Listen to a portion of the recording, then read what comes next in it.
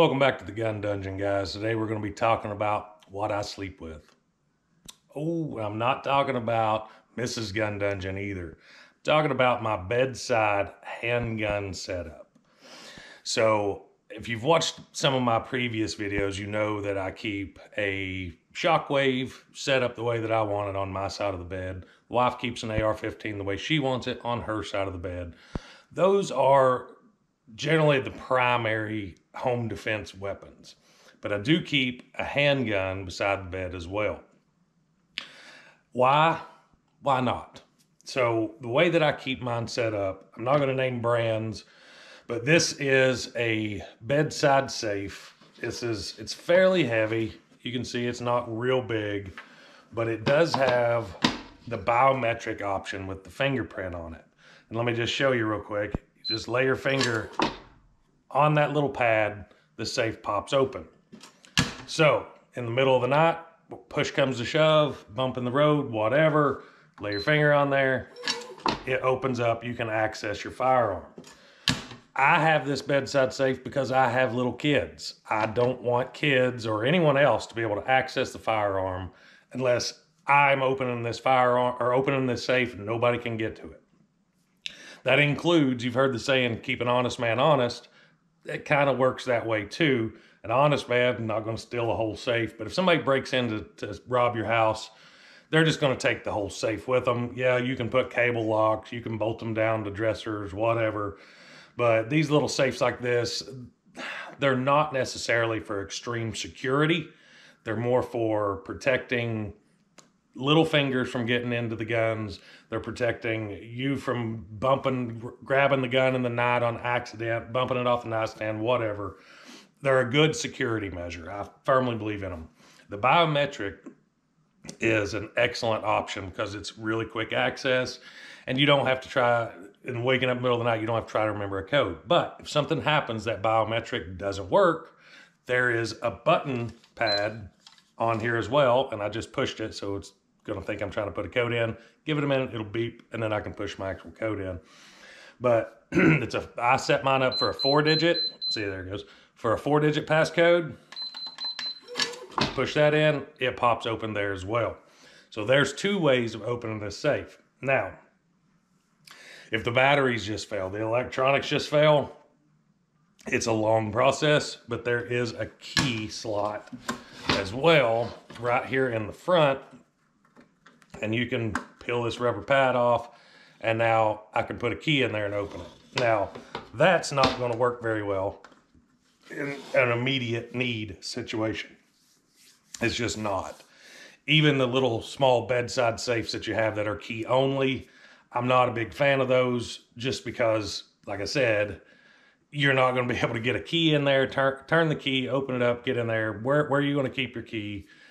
I did have one for a little while when I first started into the gun world, and what I done with it, since it's all that I had, is I would actually keep the key close by. When I went to bed, I would open the safe, and then when I woke up, I would close the safe. So while I was sleeping next to it, it was open. That's one option, but it's up to you. So let's talk a little bit about what I have in the safe. Oh, just do it that way. So now I do keep this loaded, but it's not loaded for demonstration purposes. I have a standard M&P, 1st gen, no 2nd gen model. This is actually a police trade-in. So it has a little heavier trigger, kind of like that for home defense, for a firearm, just because, you know, you're not in the best state of mind when you first wake up. Having a little bit of extra weight on the trigger is not going to kill you.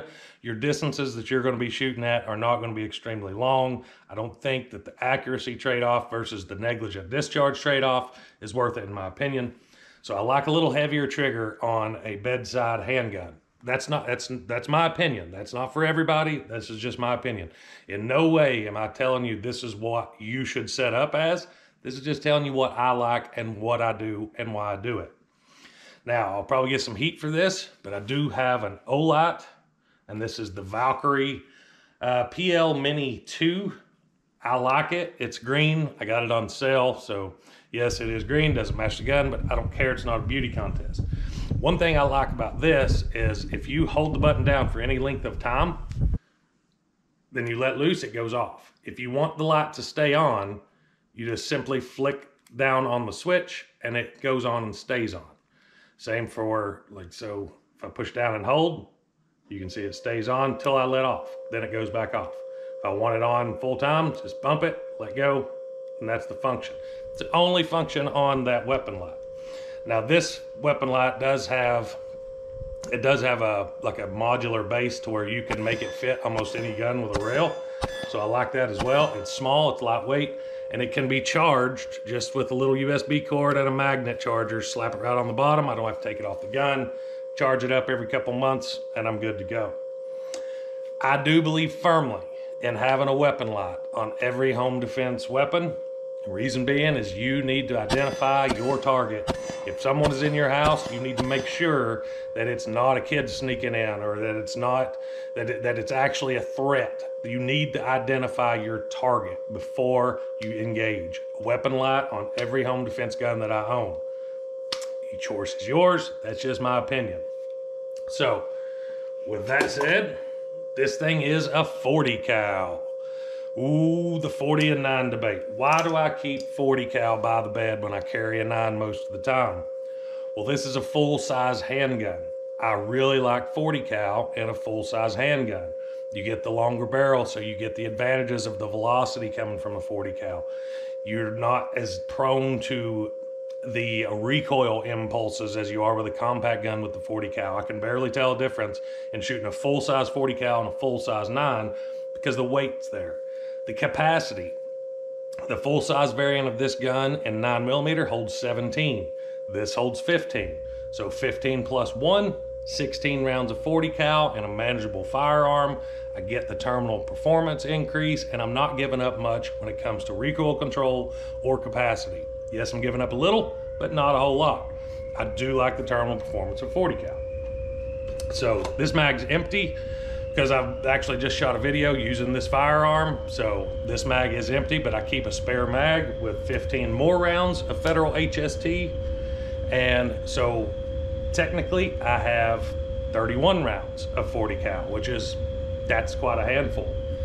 If I can't solve my problem with that much ammo in this firearm, I've got other options there by the bed as well.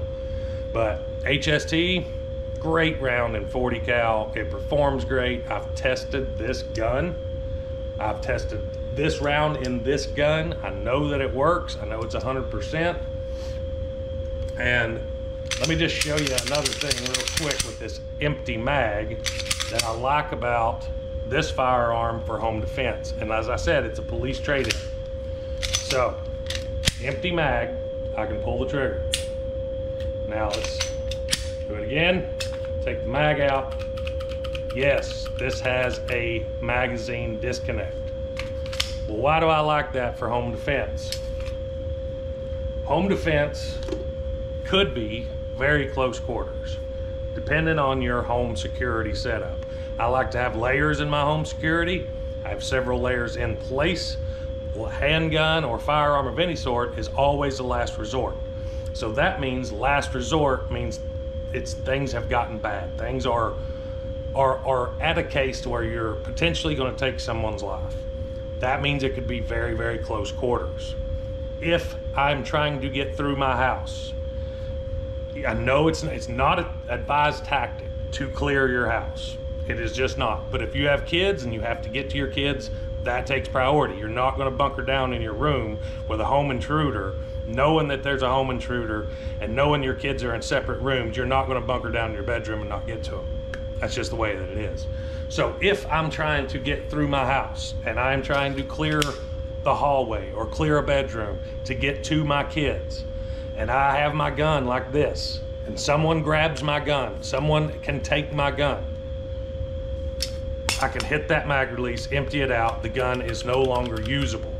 They won't be able to use my gun against me. I like that feature in a home defense gun.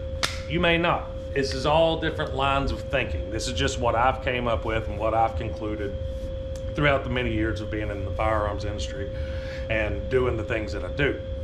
So, as I said, this has got the weapon light on it. It does have night sights. I'm a huge fan of night sights as well. Even with a flashlight, you're still going to be able to pick up the tritium in your night sights. So you'll have that added aid in aiming your firearm with the flashlight downrange. I don't like a super powerful flashlight because with my house, I have a lot of white walls, light colored walls that can reflect back and mess me up. So I don't like a super high powered flashlight. There are arguments against or for very high powered flashlights, such as disorienting someone that was be inside, but keep in mind, you're not trying to, if someone's in your house, you're not trying to just stun them with a flashlight, at least I'm not. I'm trying to stop the threat. So that's why I have the things that I do, the setup, the way that I do. I also keep a little desiccant package in my safe just to kind of help with, you know, a blued magazine or whatever, just to kind of help absorb some of that moisture that stays in there.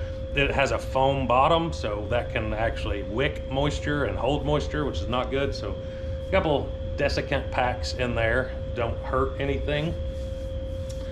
So yeah, that's what I have. That's the setup that I use. I hope you guys enjoyed today's video. If you did, don't forget to hit like and subscribe. Let me know what you all use and what your setup is. And until next time, guys, stay tuned.